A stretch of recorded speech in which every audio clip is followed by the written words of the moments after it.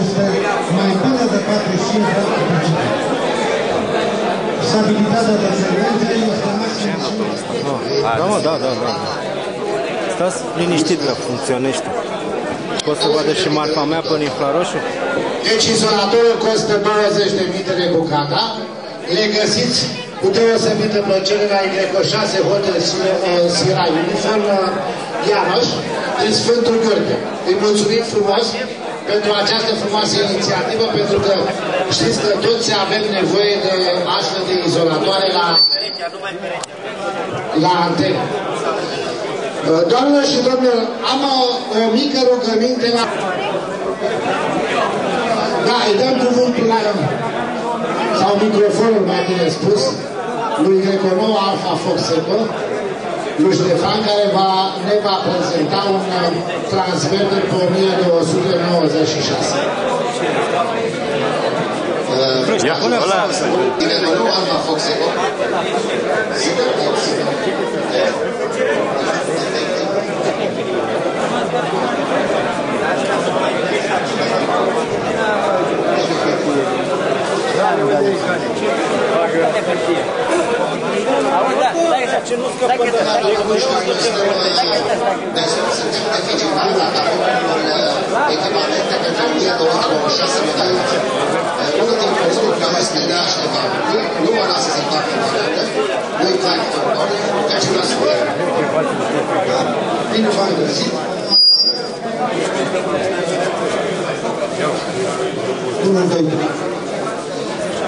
Aici aveți caracteristicile mare ale când ne facem mai mari.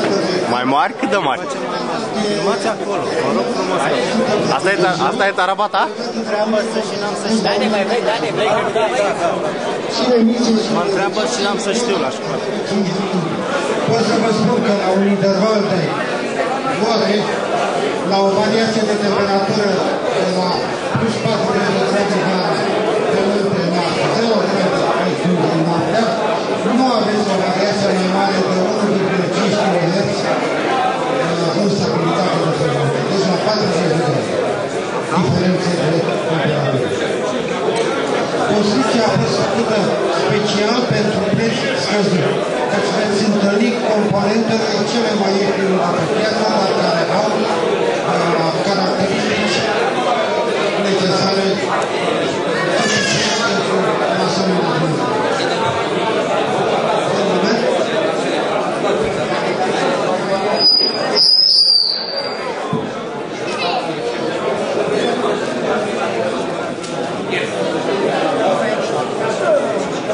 Ia zi, cum te cheamă? A, ne zici și nouă cum te cheamă? Ștefania. Nu mai băga mâna, Ana. Zi cum te cheamă. Tată, Ștefania.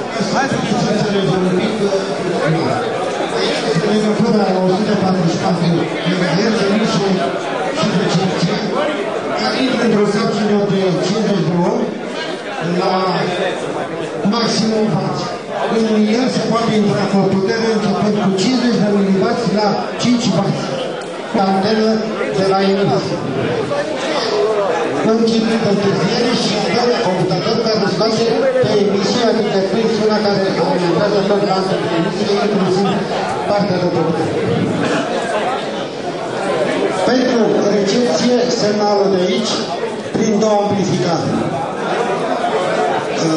Dar nu ne zâmbiți și nouă, domnul? Ăsta este lanțul de emisie, deci pentru sarcine se preia cu ajutorul unui regulator de nivel al mixerului, la mixer și al puterii de ieșire, într-un mixer activ echilibrat. Schema s-a publicat în revista de anul trecut, din noiembrie. 3 amplificatoare care aici ajunge 1296 de MHz la minim 200 de mW. Lanțul este la maxim, poate să scoată după 4. Triplare, dublare, vă scoate 1152, care atacă și emisia și la mixul de emisiile de a doua parte a transcriptorului este partea de putere care o aveți aici. O placă separată. Este un integrant hibrid pe care se bazează totul. Numele și de ce ați venit aici? El este unul categoric. Ia chiosc al patrocinat, mănâncă 7 ani. La de amator. Dar nu dați seama. Dar nu scoateți cu 15 bani pentru că așa l-am propus. Pentru covrigi. Să dau covrigi gratis? Și care are comanda releului puțin de aici.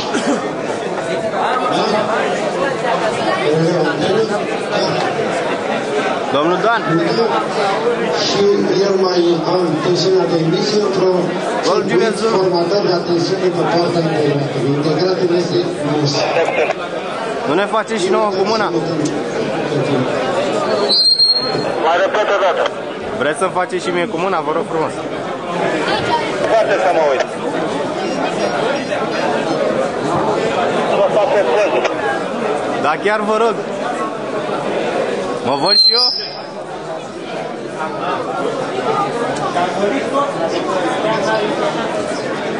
Primul amplificator, al doilea amplificator aici. Primul amplificator e cu PFR 191, tranziția cea de zgomot foarte mic. Zgomotul este la 1,2 decibeli. Mai departe este mixerul. Aici este partea... Am o filmă pe la fiecare pe la masă. Receptorului, aici este partea de comunicare. Și formarea pistolilor pentru emisie. Era la un moment dat 100. Din acest potențiometru se reglează exact puterea de 15 pași la ieșire în funcție de ce putere puneți la dispoziție. Deci, recunoscută la nivel internațional. Și vă urez în continuare noroc, noroc pentru toți care ați venit la Buzău. La mulți ani, sănătate, fericire și tot ce vă doriți dumneavoastră. Bună ziua! Până când găsim un tehnician care să poată să rezolve problema vizionării imaginilor, aș dori să vă introduc într-o discuție. Să-i dea slideshow! Cu mine și nu între dumneavoastră. Este posibil o astfel de colaborare? Aceasta presupune puțină liniște din partea dumneavoastră. Ce vrei, mă, e mică. Se poate face... L-am luat și de aproape. Așa, vă mulțumesc. Aș vrea să vorbim puțin despre activitatea competițională. Federația Română, Federație Sportivă. Cine nu are legătură cu Federația Română și nu dorește să participe, îi rugăm să tacă din gură. Se poate liniște? Dar chiar suntem așa, nu putem să discutăm? Domnilor, vreți să discutăm sau vreți să faceți dumneavoastră participarea numai acolo de sus? S-aude? În această sală, în momentul de față, sunt mai mulți oameni decât participanți în multe din competițiile care se organizează pe plan național. Aș vrea să înțeleg și eu, poate sunt mai încuiat așa. Care sunt motivațiile dumneavoastră? Lucica. Care sunt motivațiile dumneavoastră de nu încercați să participați la competițiile organizate?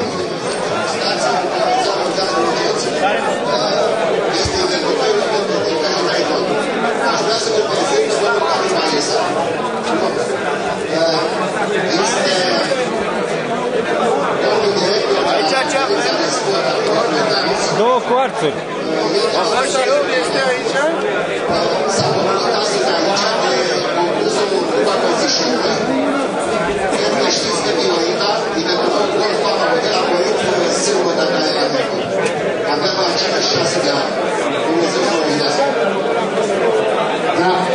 Ce rugăminte am la dumneavoastră? Totuși, haideți să ascultăm și pe ceilalți prieteni de-ai noștri care vor prezenta materialele următoare, pentru că sunt niște materiale foarte interesante și mai ales că va urma și firma Mira Telecom, care o să ne prezinte aparatură despre radioamator.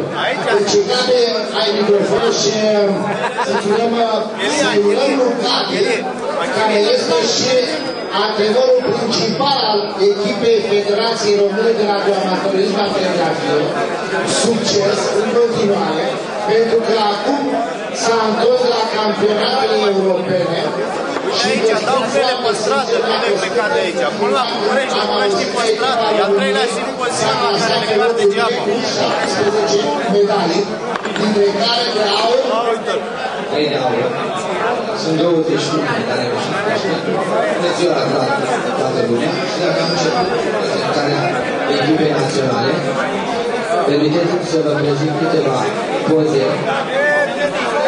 Aceasta este prezentarea de deschidere cu lotul echipei României la Campionatul European de Telegrafie Viteză din Bulgaria, la Finasco.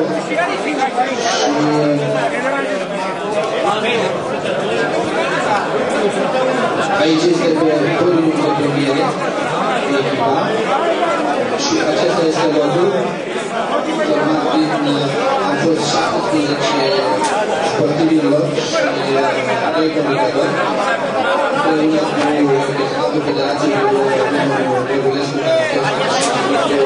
care a fost eu aș vrea să vă spun că telegrafie sunt multe spus,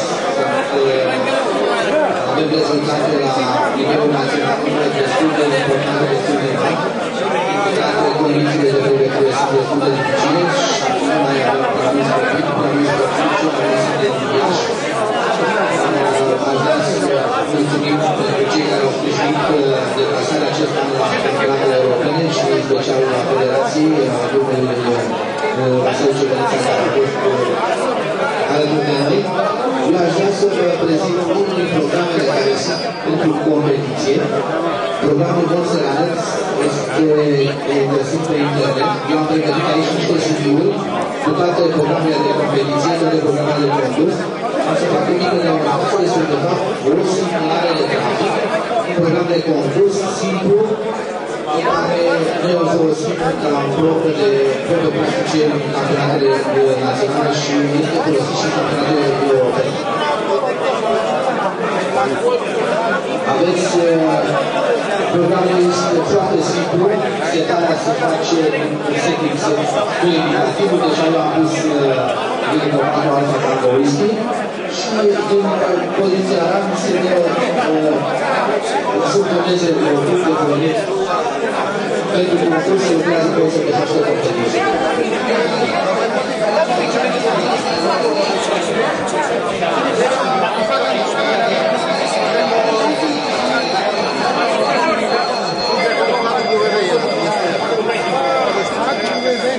Activul greșit intenționat,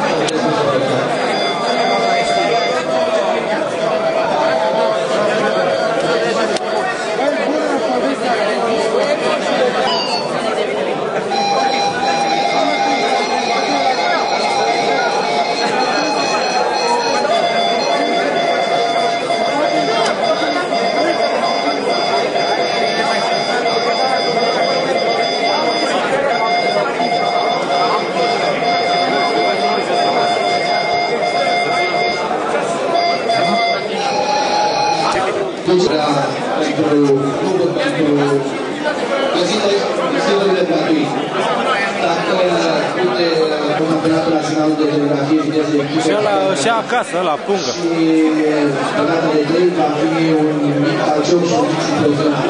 Vă mulțumesc că doresc și acasă. Eu când am făcut logistul, am făcut ca omul să se poată antrena după acest program.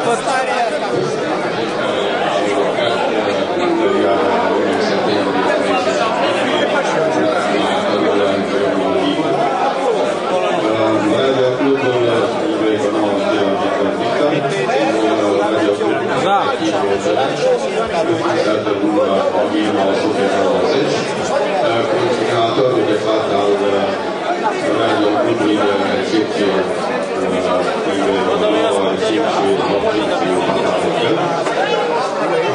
Radio Club care în momentul de față împreună cu alții membri din Comuna Valea Călăreasă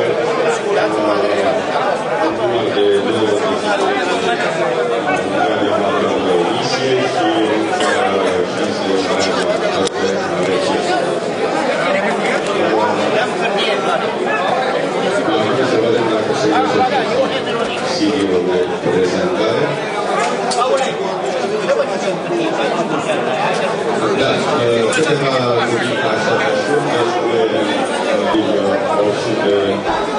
97 de stații, precum și străine. Rezultatele au fost afișate pe radio.ro, deci pe radio.ro dumneavoastră. Văd că se încearcă să se ajungă la să vedem ce și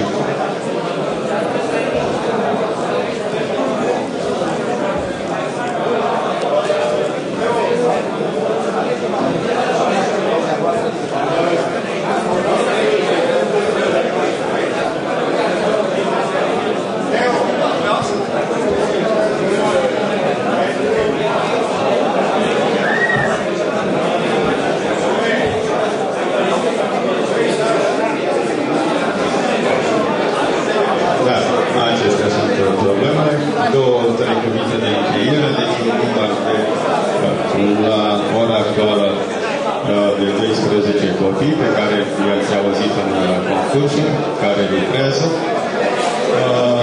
și încercăm să obținem și rezultate deosebite. Cam atât.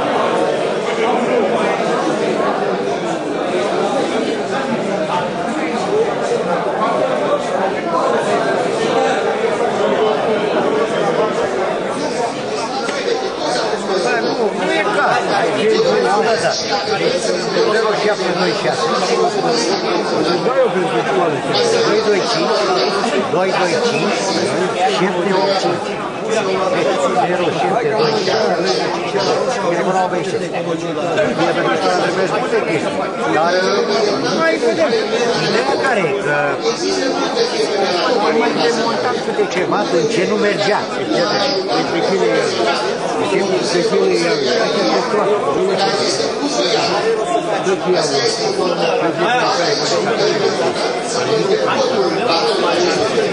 Am avut GT-uri de alea care erau de toată capul și le-au dat la Continuarea deosebită plăcere pentru a prezenta reprezentantul firmei ICOM, Mila Telecom, care au să dau microfonul pentru a reprezenta ultimele, să spunem așa, prezentări ale firmei ICOM în domeniul radioamatorilor. Deci vă rugăm să fiți atenți pentru că e o problemă foarte, foarte interesantă. Dacă nu trebuie să restul la răspunsul am și eu și la foame așa sunt dar nu pot să le dau eu întregi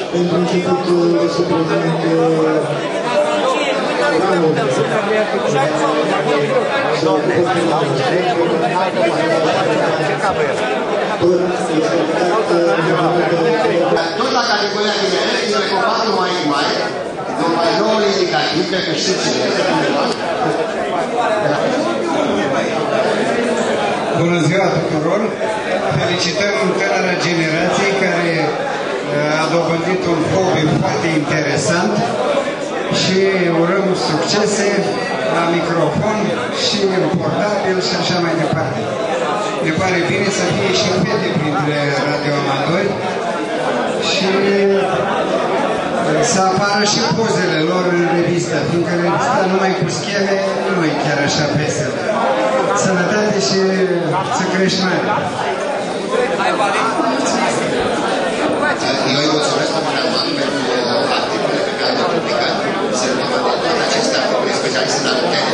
Dacă avem o problemă de antene, domnule Aman și de nou hotel Lima Mosca. Mulțumesc, domnule Jean, că ați trimis de și toate bune.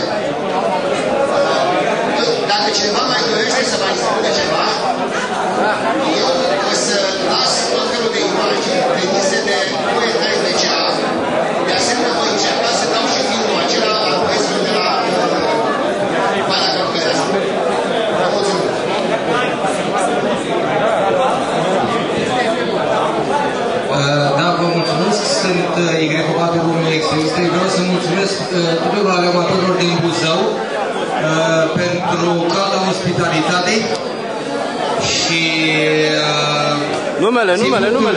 Au fost super. Pare bine, Florin. Ca întotdeauna.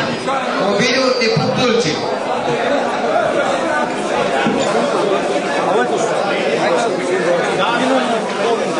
Aici sunt la frontieră și este gata. Să duce pe român.